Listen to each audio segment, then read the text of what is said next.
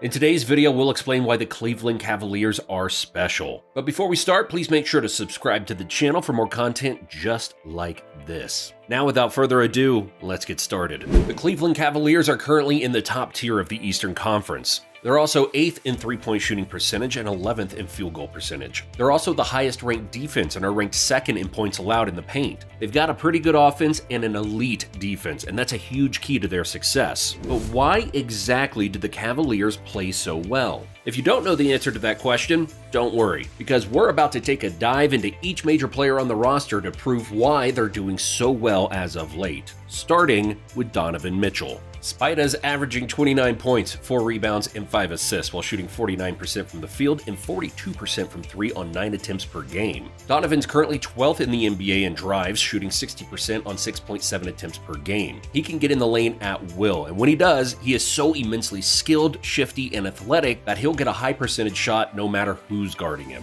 In the lane, he has one of the deepest arsenal of moves of any guard in the league. And now that he's using the floater more often, it makes it 5 times more difficult to guess what he'll do once he penetrates the defense. He's even shooting 72% on 5 attempts per game in shots 5 feet from the basket. So he's definitely comfortable against 7-foot giants. And it certainly helps that he's almost 220 pounds at just 6'3", so he's built for contact both physically and mentally. With his amazing ability to explode off the ground, it makes him even stronger when taking contact. In the mid-range, he's pretty efficient there as well, shooting 55% on 11 shot attempts per game. With him being such a great shooter and ball handler, it allows him to get in the mid-range a lot easier. And if you're an opposing team, you should try your best to keep him from there. Because once he gets his shot going from about 16 to 20 feet, he'll have 40 points before you know it. What's been most amazing about Donovan this year is his three-point shooting. He's a top 10 shooter in the NBA right now. Last season, for the Utah Jazz, he only shot 35% from deep, which is around league average.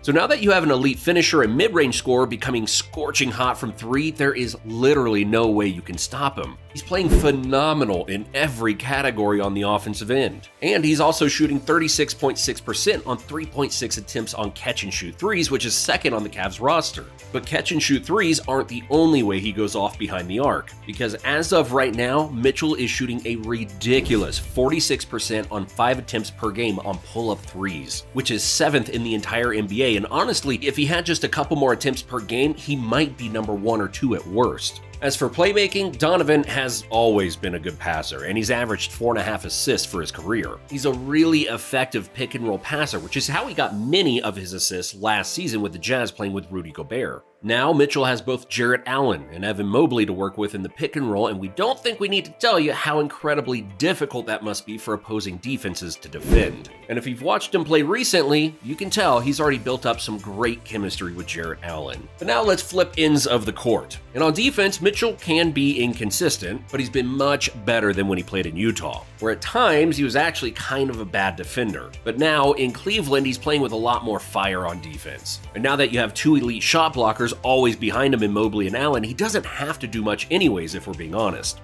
Now, let's focus on their all-star point guard, Darius Garland. Garland's averaging 21 points, 2 rebounds, and 7.8 assists while shooting 43% from the field and 39% from 3 on nearly 7 attempts per game. On the inside, Garland is 6th in the NBA in total drives per game and 19th in field goal percentage when comparing volume. He actually scores about 8 points from drives per game, which has a lot to do with his soft floater. Every elite guard has a good to great floater, and Darius is no different. In fact, he's top tier in this category. He's very smart and precise when using his floaters and uses different varieties and speeds to throw the opposing defense's timing off. In the mid-range, Garland's shooting 45% on 10 attempts per game, which is pretty good. And just like Mitchell, he's very shifty with great ball handling ability. So getting into the mid-range isn't a problem for the 4-year guard. 3-point shooting isn't a problem for him either, and he's actually a career 38% shooter. He's a pretty high volume shooter for a point guard, and he's very efficient at doing so, and that's what makes him so dangerous. He doesn't take bad shots either. Most of his threes are wide open or in the transition, and he's shooting 50% on 2.8 attempts on catch-and-shoot threes. And he's also shooting 32.5% on 4 attempts per game on pull-up threes. But let's move on to his best attribute, passing. Garland is 18th in the NBA in passes made, so he is really unselfish. He's also 8th in potential assists, and he's 7th in the NBA in assists in general. Needless to say, he can really pass the ball, but the stats really don't do his playmaking ability justice. He's a very talented passer who can thread the needle with either hand, and his court vision is elite.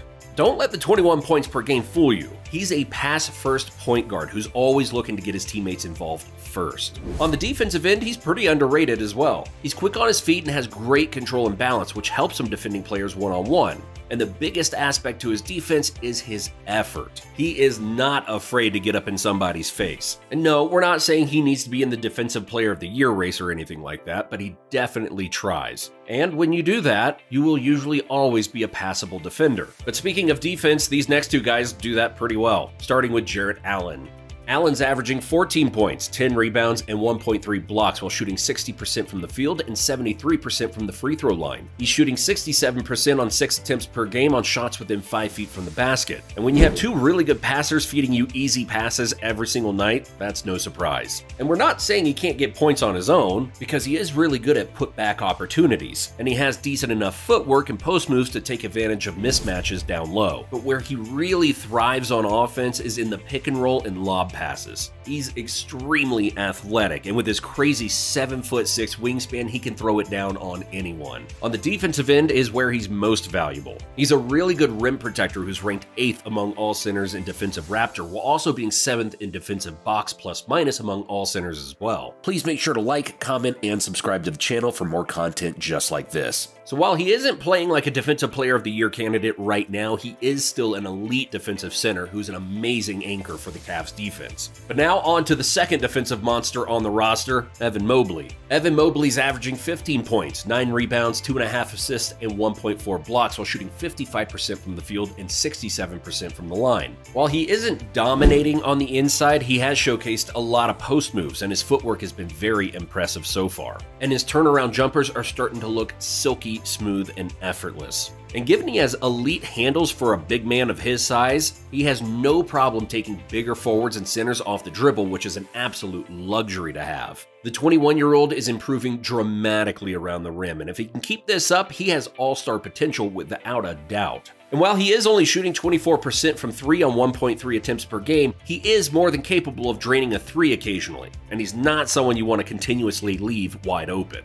He's sort of in the same boat as Anthony Davis. They're both statistically very bad shooters, but on a good night, they can knock down 2 or 3 threes with ease. But his production on the defensive end is what'll maybe make him a superstar one day. There isn't a single 7-footer in the entire NBA more versatile than him on the defensive end. He can easily defend small forwards, power forwards, and smaller centers. He's even had possessions where he would shut down 6'3" point guards. So yeah, that unicorn title really fits him, especially since he caps off his versatile defensive ability with being an elite shot blocker. He will definitely be in many Defensive Player of the Year races throughout his career, and remember, he was in the conversation in his rookie season last year, so he obviously has ridiculously good potential on defense. But now let's focus on Caris LeVert, who hasn't scored as much as previous years, but he's still pretty efficient across the board nonetheless. Averaging 12 points, 4 rebounds, and 4.5 assists while shooting 38% from the field, 36% from 3, and 80% from the free throw line. He just honestly fits the Cavaliers perfectly. A good slasher who can shoot, dribble, and pass the ball pretty well.